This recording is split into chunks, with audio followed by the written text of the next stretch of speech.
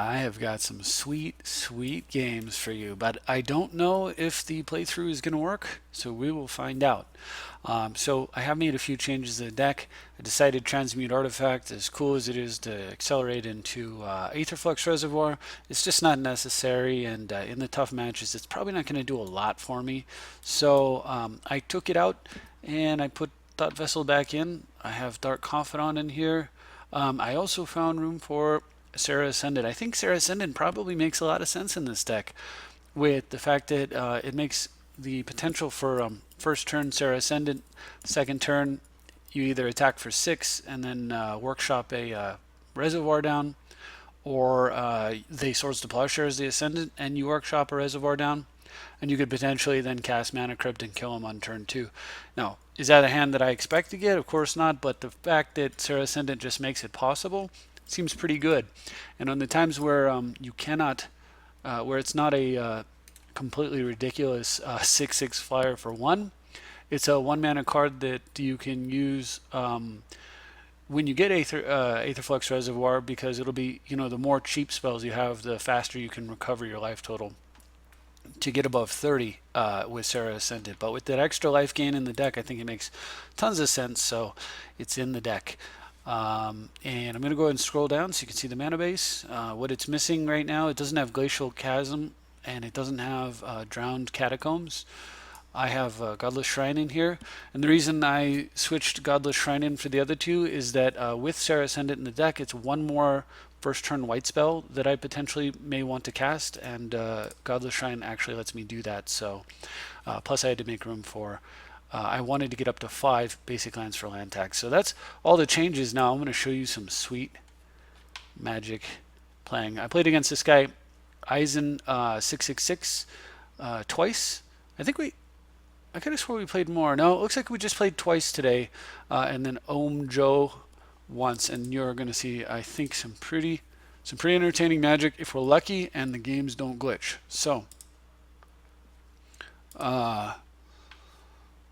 if we can get started here. All right. So anyway, this guy's playing Sliver Queen, and I figured I was really hopeful he was a 5-color Sliver Queen control deck. I was really hoping he wasn't a scrubby Sliver player that I was just going to bowl over, but given that it could have been either way, this hand's great no matter what. If he's playing a bunch of Sliver junk, I'm going to Terminus and win.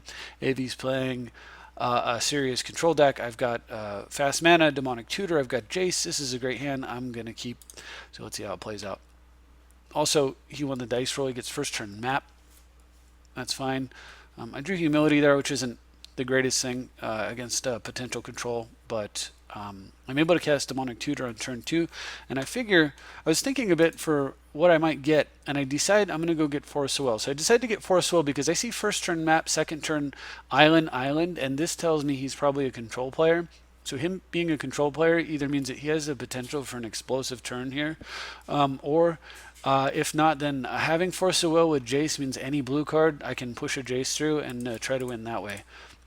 And if it turns out for some reason I'm wrong, hey, I've got Force of Will, I've got Humility so I can actually, if it turns out he's playing some kind of creature deck, I can throw down Humility and then Force to protect it. So he gets Ancient Tomb, and I figure, okay, yeah, 100% control. And then he plays Isochron Scepter. So the problem here for me is if I Force of Will Isochron Scepter and he's trying to imprint a counterspell, and he has another one, he's going to counter the counter, and then I have no follow-up play at all because I'll have gotten rid of the 2 best cards in my hand against control. So I decide I'm going to let the Scepter go here, and I'm going to hold on to Force Will and try to run something through Jace, and he imprints Mana Drain. Oh my goodness. So this isn't looking too good. It looks like I probably lose this game. My start is just too fast and my hand is just too slow. But I did draw a Mana Drain here, so I decide that what I'm going to do is I'm going to do nothing. Because if I throw out the Worn Power Stone and tap out, he's surely going to Mana Drain, and there's absolutely no reason for me to try to Force Will to protect a Worn Power Stone. So I'm going to have to just build. And then he does me a favor. He tries to play a Chromatic Lantern, which leaves him with exactly 2 mana. So I go ahead and try to Mana Drain that myself. And the hope here is that I pull a blue card. So if I don't, then if my mana drain resolves and I don't draw a blue card, I can pour the mana into Worn Power Stone. And then if he mana drains the Power Stone, then I can cast Jace. If I don't draw a blue card, and he doesn't counter the Power Stone, then I'm building up my mana base successfully and denying his. So that's good for a potential counter war down the road. On the other hand, if I draw a blue card, regardless of how this particular turn turns out, I'm going to cast Jace here. And so the less mana he has available, the better, and the more mana I have, the better. So he does not mana drain the Lantern. And I draw a blue card, which was very, very timely. So now I'm able to cast Worn Power Stone. He doesn't take the bait. That's unfortunate. But I have a window to get Jace down against a no stick, is what we used to call it, a no stick, because it's a stick that constantly says no with a counterspell under it. Anyway, of course he's going to mana drain Jace. Of course I am going to force, and if he force the wills here, I'm toast, but he doesn't have it. So I immediately draw, and this is not particularly stellar, but I'm going to go ahead and tuck the lands. I thought about tucking maybe like top in case he has say like amnesia or something, but if he does tap out for something like that, I can always just, I'm going to draw a fetch land, I can crack it and then activate Jason, recover pretty quickly. So, and the other two cards in my hand are mostly trash, so I just figured I might as well hold all the cards that I want. And he mysticals during upkeep for Factor Fiction. I thought he was going to go get bounce and have enough mana this turn to play like say Cyclonic Rift, and then I was pretty much, I had no way to really push through a Jace after that. But he gets Factor Fiction, so that tells me he's digging for an answer. So he facts, oh no, he dynamos, right. So he doesn't give me a window, he doesn't tap out for fact, which would have left him vulnerable again. He plays the dynamo and sits on a counter. So I approve of his play here in that he's being smart and not just giving me the free and easy window to make a move. So I go ahead and just Jace up now, since I know one card's land, but I don't know what the other two cards are. And then I decide I'm going to get rid of the land, of course, and the Terminus. I'll hold on to the Humility since I can find more land pretty easily, and so that Humility will have to disappear under a Jace in another turn. So I go for top, and I was really hopeful. I thought he was going to mana drain it. It was it's a bait spell, of course. He thinks about it pretty hard, but lets it go. So that's awesome. So I go ahead and just top and set a Vindicate on top of my deck. So I attempt a second bait spell, which is a main phase Mystical Tutor. Now I've got top out, making the tutor a lot more threatening. And he thinks about that for a little while and decides that it's too threatening, takes the bait, mana drains my Mystical Tutor, which is exactly amazing because I'm able to activate the top and Vindicate his no stick off the board. And now I've got mana parity and I've got a Jace, whereas he has 3 cards in hand to my basically 0, because these cards really don't count, and Factor Fiction is one of them. So he's still in this game. Anyway, he facts into this. So I'm thinking about how I want to split this. Face Reward returns all the cards that died the turn that he casts it. So I was thinking about that, all the permanents. So Sorcery Personal Tutor, I'm going to stack in the 2 pile because it's totally worthless. And I decide the way I'm going to split it is like this. So he can have Face Reward, which is extremely hard to use and doesn't work too well when he has no white showing at all. Or he can have Mindslaver, but I don't want to give him extra mana to use the Mindslaver. And a Personal Tutor, which is useless against a Jace. I think Mindslaver is the scary card in this pile, so basically I gave him a 1 and 4 split, but I didn't have to put all 4 in the same pile since Personal Tutor's dead. And he takes the Slaver, which unfortunately he has the Talisman here. So he has the potential to get a Slaver out and then Slaver me and on the same turn that he plays it. So that's definitely the major concern here. My top card, of course, is top, so I'm not going to shuffle. I go ahead and play the top off of. Oh yeah, and I go ahead and just shuffle right away and then brainstorm because I was thinking I might find a shuffle effect, a second shuffle effect. So I want to play top and see new cards. Um, and I do find a shuffle effect, so I shuffle away the junk. Um, and I get myself an Imperial Seal. So with that, I go ahead and cast Metamorph, copying the Dynamo. I Imperial Seal for Mind Twist. I top it into my hand, and we know he's holding Personal Tutor and Mindslaver, so the card I was afraid of is now gone. And we're right back to where we were earlier. 3, 4, 5, 6, 7, 8, 9, 10, 11. 3, 4, 5, 6, 7, 8, 9, 10. I actually am up a mana now, and I still have the Jace to his nothing. And he top decks Counterbalance, but I can check with Jace to make sure the coast is clear, so that just doesn't really do much. His top card's land, so I go ahead and just play top. Use it, find Serra Ascendant, put Ascendant into play, activate, and then go ahead and cast my commander since I know his top card's Island and he's not going to like control magic or anything here. But even if he did, I have Jace to bounce. So really, with a face of me hitting him with an Ascendant and an Oloro, so I'm going to gain 1 life during my upkeep, activate Oloro and draw a card, hit him with both cards, activate Oloro again and draw a card. Now he's down 11 life. Jace, and at that point I've drawn a card for the turn, 2 during my upkeep, 3 off the Jace. I've seen 6 cards and put 2 back. I agree with him. It's time to scoop. But I thought that was a pretty cool game because my opponent got Mana Drain under Isochron Scepter active with 2 mana, and I managed to recover, and I did not have a disenchant. So that was really, really satisfying.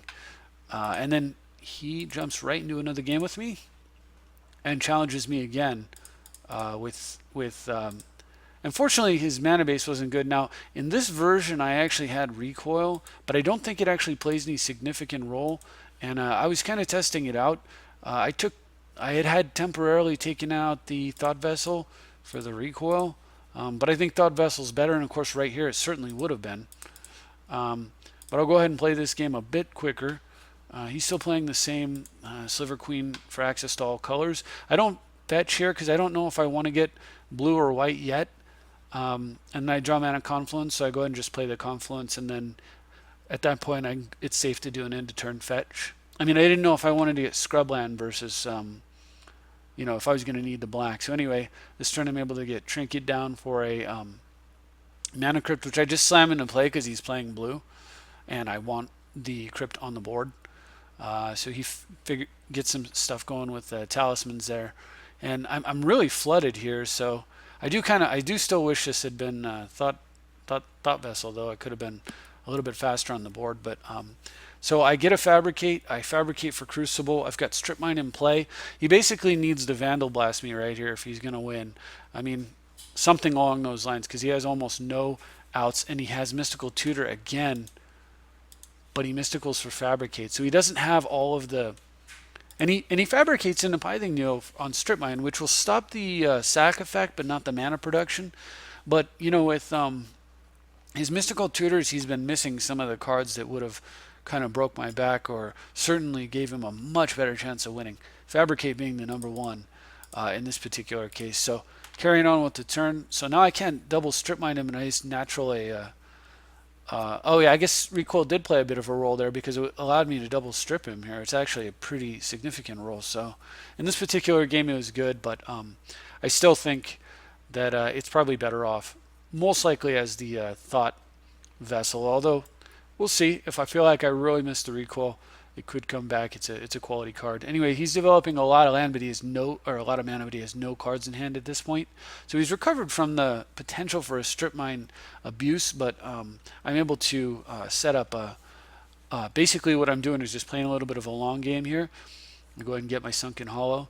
I should have actually put my Strip Mine back into play this turn probably, or used my Verdant Catacombs and just held extra land in my hand in case I happen to draw a Scroll Rack of my own. Anyway, he top decks a Memory Jar, or maybe he actually set that up with the Scroll Rack.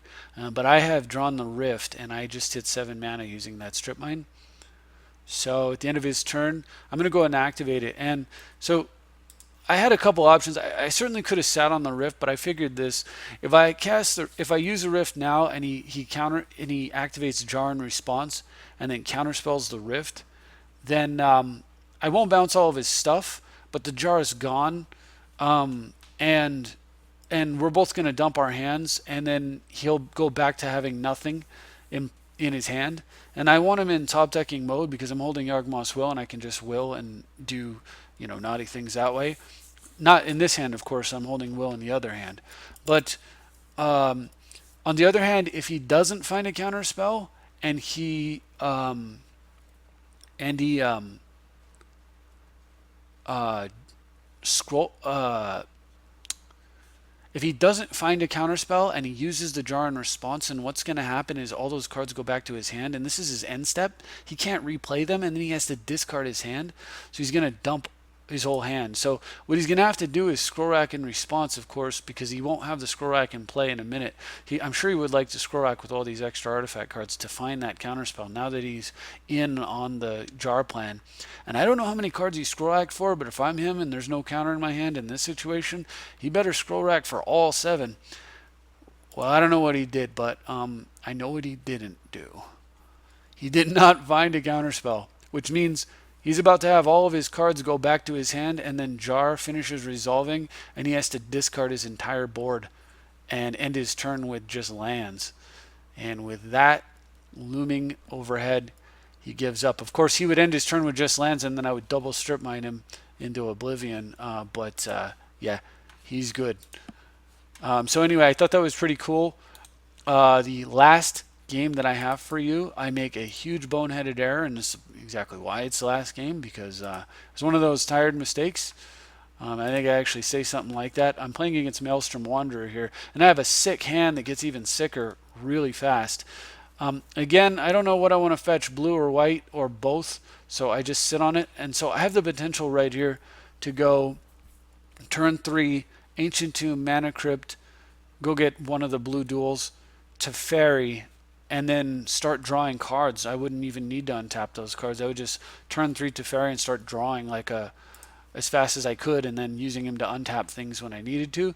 Problem is he sits on double blue and does nothing. Most Maelstrom Wanderer players on turn 2 are fetching lands, like with stuff like Secure Tribe Elder, but he didn't have it. So I don't want to walk into a counterspell there, a potential like mana drain for 6, and then just lose the game. So I wait a turn.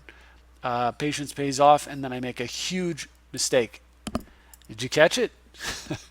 Yeah, I clicked Yawgmoth's Will instead of Dark Tutelage.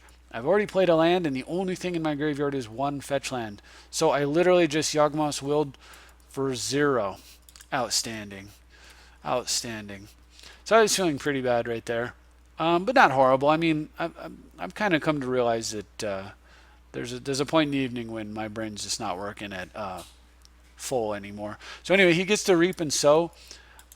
He uses the fetch a land effect. I respond with an impulse, hoping maybe I'll get a mana leak or a man, and don't. But I do find it forbid, so I have to let Reap and Sow resolve. He uses it to get Temple of the False God, which he then uses to play Expedition Map. So he just went from 4 mana to 6 to potentially 8 or more. I need to find something here pretty fast. I draw Terminus. That's not something at all. And I'm having a bit of problems with color here. I don't have double black and I don't have white yet. So I go ahead and plus up to Fairy, which I don't do that often. And I find myself a Condescend. I was thinking I'd get Preordained, but Condescend will dig, and it lets me counter one of the cards that he may be cascading into while forbidding one of the other cards potentially. So that seemed a little safer. And then thinking about it further, in general, on average, I'm only going to need to counter 1 card. So I decide I'm going to go ahead and cast the Tutor now, and I'll just chill out this way. If he goes and fetches, say, a Strip Mine and takes out one of my islands and then tries to make a play, I've got Condescend also. And then worst case, if it's a permanent he's playing, I could rift it back to his hand. So he gets a natural Tectonic Edge and does take out my Tomb. I don't tap it in response. That's just stupid. Because I'm not expecting him to play That's a good play if you're worried about him playing the Wander and attacking with haste, but I couldn't see any way that he would do that. They wouldn't walk in a Condescend, so there was no point in taking 2 points of damage there. So anyway, Dark Tutelage. He has no other follow-up, so I tutelage into a Underground Sea, lose the flip, and Mind Twist. He's got 4 cards in hand and a map in play, so I'm going to make a very funky play here, but I think it is the right one. I tap Crypt in 3 lands, so I've got black, blue, blue 2 to ferry it all back, and then I go ahead and tap Crypt and Cyclonic Rift his Expedition map. So of course he fetches in response, and he does exactly what I want. He fetches his best land, which in this particular case was Ancient Tomb. It's going to let him get down his commander next turn, or it would normally. But I've got Mind Twist for 5. He doesn't have a counter that he can play off 1 blue. In fact, it turns out he doesn't have one at all. So I've got Forbid now, or Condescend, and I'm feeling pretty good about my situation here. He draws a Mimic Vat, which I absolutely don't care about, since I don't intend for any creatures that mean anything to ever get in play, and I probably won't kill him anyway. On my turn, I'm going to draw 1 for the turn, 1 for Dark Tutelage, that's 2, 1 for Teferi, which is 3, plus I'll get to dig with Teferi 1 deeper to make it. I'm going to see 4 brand new cards. I've got keep 3 of them, like the best chase ever, basically. Draw 4, keep 3. So with all that said, and the 3 cards in my hand and his nothing, he goes ahead and gives up, and I thought that was totally fine. But yeah, so I had a pretty enjoyable games. I think hopefully you enjoyed them. This last version was actually the complete current version of the deck. But at any rate, hopefully you enjoyed them. We will go back to the build here. I'm loving this build, and I had the extreme fun of being able to watch Brian Weissman play some Oloro again, because the Aetherflux Reservoir brought him back to playing some Oloro a little bit anyway, and I got to watch him do that. So it was an all-around great night, and I hope that watching this video has improved your night as well. Thanks for watching. Now I'll see you next time.